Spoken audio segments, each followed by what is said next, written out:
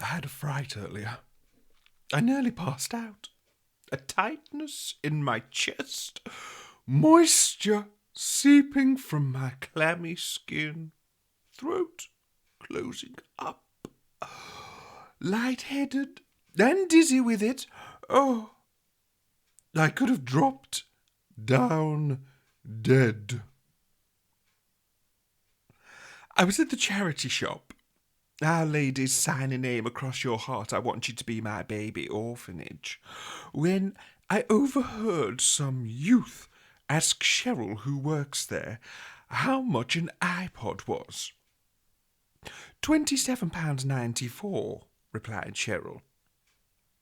Then he said, "Sick, that's well cheap for a retro antique." Retro? 2001. It's from 2001. That is not retro. When making substantial donations to the local Catholic orphanage, one does not expect to be aged by some yobbish youth that looks like he's only just been weaned off his mother's breast. Retro. Please. An antique? Really?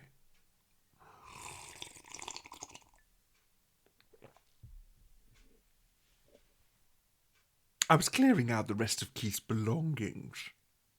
Well, I had to at some point. Clothes, mainly. I wanted to free up some space in the walk-in wardrobe. I like my garments to have some breathing space, you know. Disposing of his meant gaining another rail and 4 drawers. I like to do my bit for a good cause, and Our Lady's sign a name across your heart, I want you to be my baby orphanage is just as good as any. They have a lovely shop front.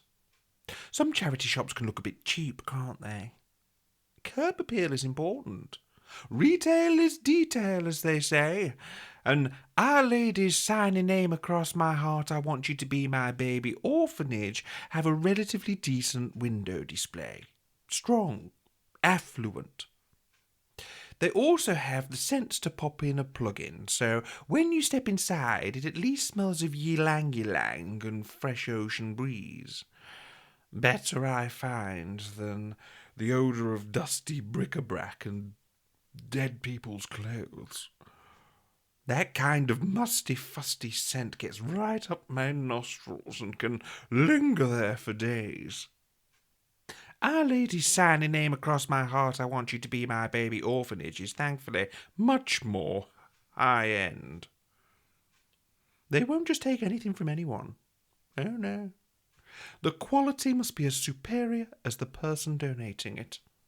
Naturally, my donation will have ramped up the value of their inventory exponentially and will no doubt contribute towards a dramatic upturn in profits.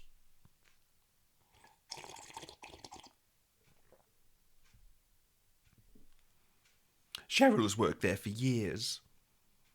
I don't usually have much to do with her. I know of her, but I don't know her, you know. She isn't the usual type you'd expect to see working in a charity shop. She's what you might call the village bike. Oh, yes. She's given most folk a ride. Well, men, that is. Don't be thinking you have me mistaken and that I'll be making some big reveal about her having a tandem for 2 and frolicking with gay abandon around the village with the old boys like a low-budget Uber. Although frolicking, that's not far off the mark. She may be dusting knickknacks in the charity shop by day, but by dusk she's having her knack-nicks knocked up by Tom, Dick and Allen. No doubt others. Rumour had it when she moved to the village that she was a prostitute. The red light in the bedroom didn't help. She said it helps with her migraines. Maybe it does. I'm no doctor. But perhaps if she wasn't doing so much screaming and shouting in the bedroom in the first place, she wouldn't have migraines. She doesn't charge, though, apparently. She does it out of pity for the old widowed lads in the village. Charity by day, charity between the bed sheets. She's like a modern-day Mother Teresa.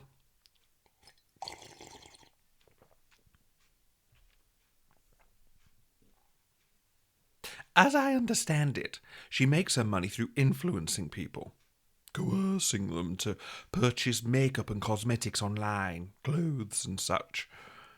Cheap tut, no doubt, judging by her own beauty standards. I'm not the type of person to judge a person by the colour of their skin. But since when did the hue of Heinz baked beans become a trend? I know she's all for charity, but she looks like she sat too long in a bath of beans for a fundraiser gone wrong. Do you remember that tango man that was on that advert for, oh, crumbs, what was it? Oh, it'll come to me. Well, he's to blame. I reckon Donald Trump caught it from him too. Now he's influencing others to don the orange. It isn't a craze I'll be joining. Nor the eyebrows, for that matter. She looks like she's stuck a couple of pieces of black electrical tape on her forehead. Oh, and the eyelashes. I think she must buy them from Halford's. I'm assuming that's where, because they look like the sort the classless people stick on their headlamps of their cheap cars. I think they call them runabouts. Why anybody would consider buying makeup and cosmetics from her is beyond me. Really, it is. Unless, of course, they are doing a stage production of Charlie and the Chocolate Factory and require it as part of their Oompa Loompa costume. Tricia from over the road, she's the one with the pair of whippets, hooker heels and shoulder pads, she said maybe she's born with it. Maybe it's Crayola, I replied. I refuse to believe it's a natural colour of any person.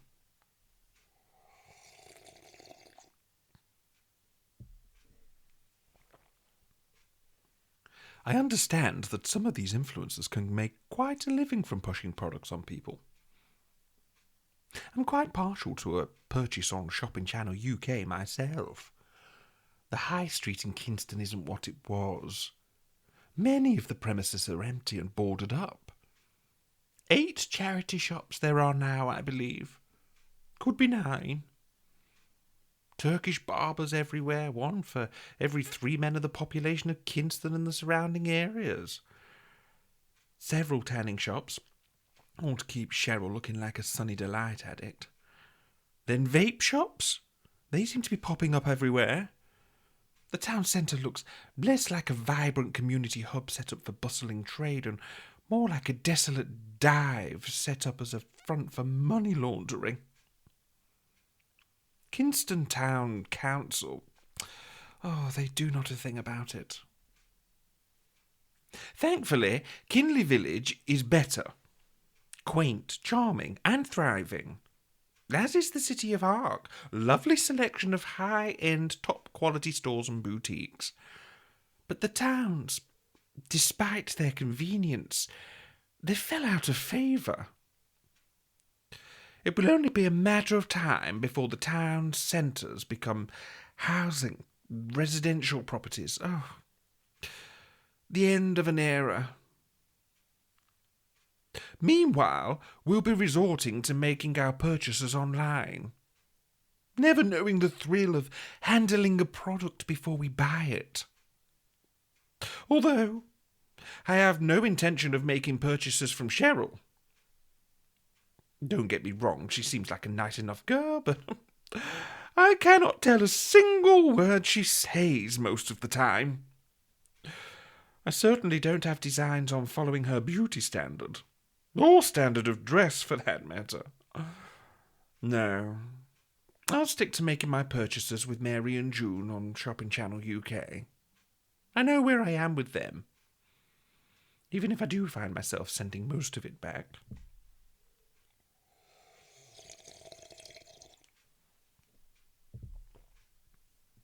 Cheryl was delighted with the donation, especially the suits, even, surprisingly, the 12 novelty bucket hats that he'd often wore in the summer and overseas.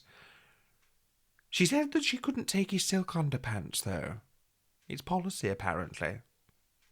A shame, really, as they are top-quality pants. Although I never liked them much. I felt they were too exposing and indecent, but Keith liked that they were open at the back. He said it made them feel more breathable.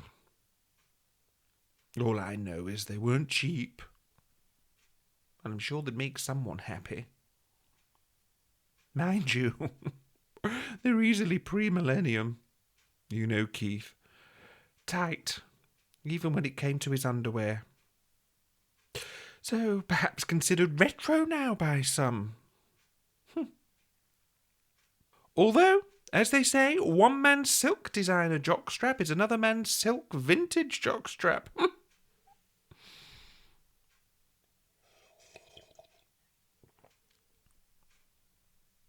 Cheryl could have taken them anyway and gifted them to her local lovers, I guess. Oh! Oh! Tangoed man! Fanta! Fanta! That's it! Oh! Got there in the end.